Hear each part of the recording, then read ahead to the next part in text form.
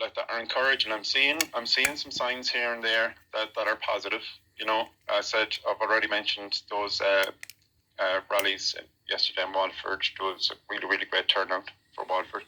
So there are positive signs, but there's so much uncertainty that I've kind of, and I'm probably not the only one, I've given up trying to predict what's going to be coming next, Well, I think, to be honest with you, I think we're in the eye of the storm at the moment, right? And I think it's going to get a little bit harder before it gets better. I think people should get prepped. They're already talking about the grid down scenario because, as I was told by that lady, I met a couple of weeks ago that from a TD's office that the grid nearly went down 5 times this year, and RT are already mentioning that there could be possibilities that if there's another lockdown the grid will go down. Now hopefully it's only for short term. At the moment I'm not seeing the issues that are going on in other countries where it's actually worse than Ireland, but I do think that the more prepared you are, I think the more relaxed you are, it won't really bother you if you find that you're prepared to a certain level. Now I know a lot of the time being prepared means you have to have money, but look, you can only do what you can do with the budget that you have.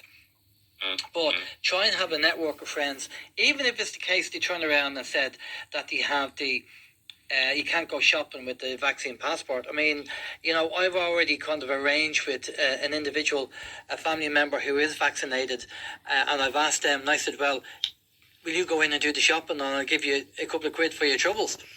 And he's fine about that, no problem at all. So again, you have to start prepping, but I do think that they are getting desperate. They're making mistakes because of their rush of what they're doing. They are getting very desperate. They're making mistakes hand over fist. The left hand doesn't seem to know what the right hand's doing because different countries are doing different things, and they're just getting desperate. And the whole any laws that are unjust for the people, and people have a fundamental sense of it not being right, they just won't do it. And I'm beginning to see people saying, yeah, I'm not doing that. That's a load of rubbish. I'm not doing that. And they can't. When you have so many people doing the same thing, they can't police it all. What the annoying thing is, and I read it out on the show a couple of weeks ago, is the whole idea. They know that they don't have the manpower to police the businesses that are turning around and saying, oh, you have to have a vaccine passport.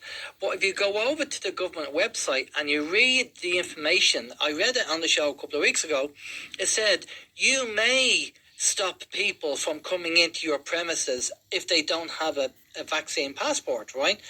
And you may stop it. When your conscious mind develops around, say, 11, 12 years of age, and the conscious mind is very much product of a sick society, really. And because there's a difference between conscious and subconscious. Your conscious is the analytical part of the mind that you use for, so the overthinking part, pontificating, ruminating, call it the monkey mind, let's say, right? Where your subconscious is everything you do automatically without thinking about doing it. So when you learn to walk, when you learn to talk, when you learn to read, write, cycle a bike, drive a car, so you get the idea. So what happens is that it's a little bit like a laptop. So we're like biological computers, like a computer. So if you can look at the subconscious as the motherboard of the computer, of the laptop. So it's where all the programs run from, the parts. Yeah. And the conscious mind is a bit like the keyboard, So it's how you input data in there. But your subconscious, your conscious can only think of any one thing at any one time, where your subconscious can kind of multitask, Yeah.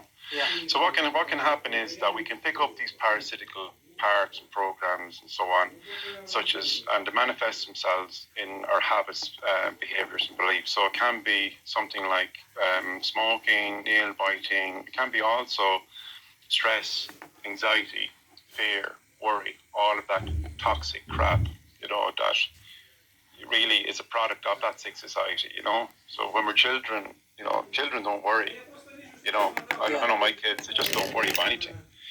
And, that's great, but unfortunately, when they grow up, then what can happen is that these parasitical programs can start running, and it's very hard to change that consciously.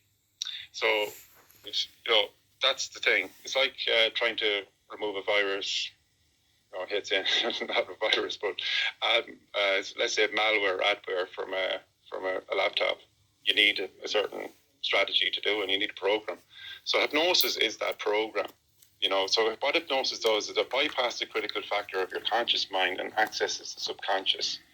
So all of those parts and programs, you can change them, get rid of them, all of the toxic emotions as a result of those, and then install new positive patterns of behavior. New I suppose empowering states. Like one of the first things I do is connect all my clients with their power. Because get into the more spiritual side of it, like when we're born, we're connected to the universal energy, right? Yeah. And you see this, like that's why I have my kids up to you a lot. They just a lot of the stuff they actually know. You don't actually need to teach them. Children just know, like they're more connected to the source than a lot of adults are. Because a lot of adults have been kind of brainwashed by the education system and the media. So what I do is basically I connect people to their power, to that source energy, because once you do that, then there's nothing they can't do. I have a question for you, right? So now you talk about your conscious and subconscious, right? So here's an example, and I want to translate this to something like smoking, for example, right? Now, or something similar to that. Now, so first of all, when we're learning something, say